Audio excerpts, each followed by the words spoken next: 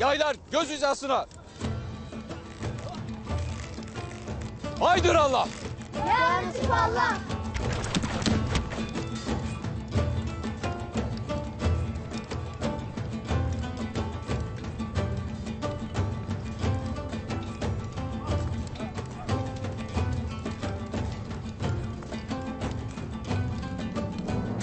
Hayırdır ağabey? Ertuğrul iyice yolundan çıkmıştır kardeşim. Dışarıda sultanın fermanına, içeride beylerin sözüne isyan eder. Ne dersin ağabey? Halime Sultan, Alplerin kadınlarıyla, bacılarıyla konuşur. Onları Ertuğrul'un yolunda şehit olmaya davet eder. Onu bulup durdurmamız gerek ağabey. Kardeşim, sen nicedir burada değildin. Ertuğrul'un ne kadar inatçı olduğunu bilmezsin.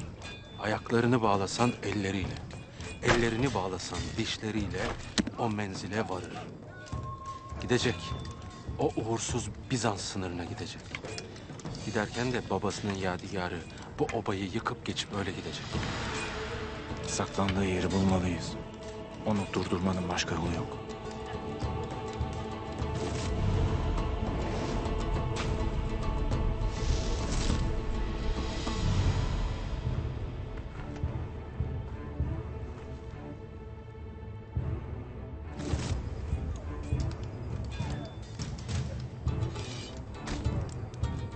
Bildiğin bir şey mi var ağabey?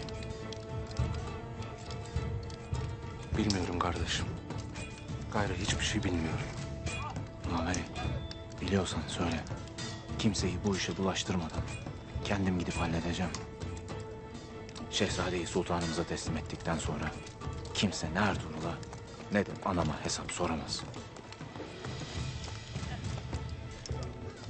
Ağabey, bu işi kansız çözebilecek biri varsa o da benim. Ertuğrul için, Halime Sultan için, Beşik'teki el kadar evlatları için yerini biliyorsan bunu bana de.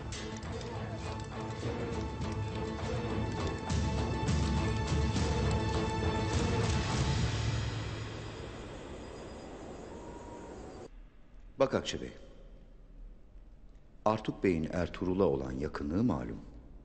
Endişem yarın beyliğe aday olup Dodurga'nın başına geçmesidir.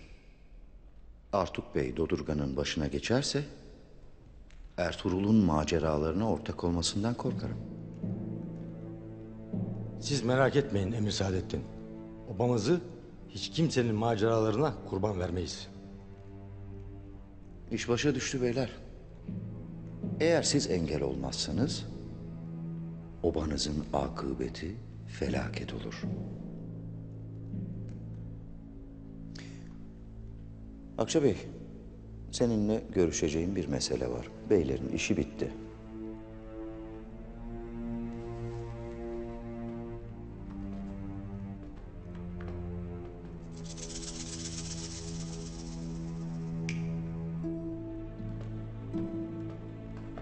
Yiğit bir beysin.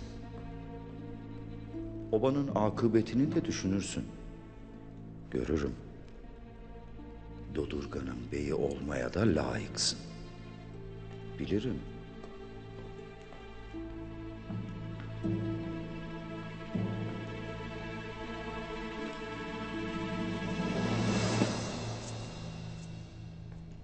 Rahmetli Korkut Bey gibi, oğlu Yiğit Tuğtekin gibi sen de Dodurga'nın başına şerefli bir bey olacaksın.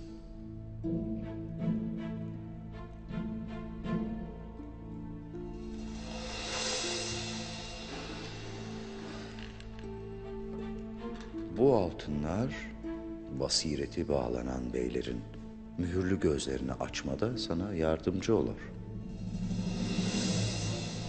Sağ olun Emir Hazretleri. Allah sizi başımızdan eksik etmesin. Hiç kimsenin, hiçbir obanın benim iznim olmadan bey seçemeyeceğini, öyle istediği yere göçemeyeceğini öğrenecekler. Yüceliğiniz karşısında her kim ki isyan eder, karşısında bizi bulur Emir Hazretleri.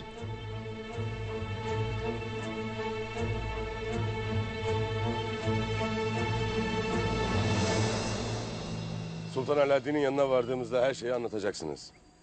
Seni köpekten kurtarmak için mi? Bunu yapmaktansa dilimi ısırıp koparırım daha iyi.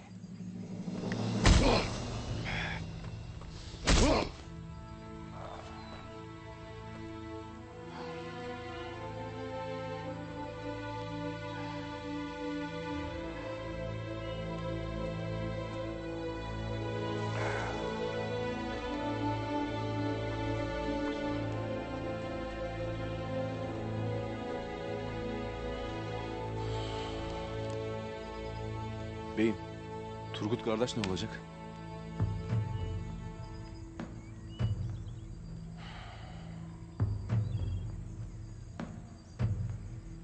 Yolun yolumuzdur diyen Turgut değil miydi Doğan? Bu yol çile yoludur. Herkes menzile varamaz dediğimde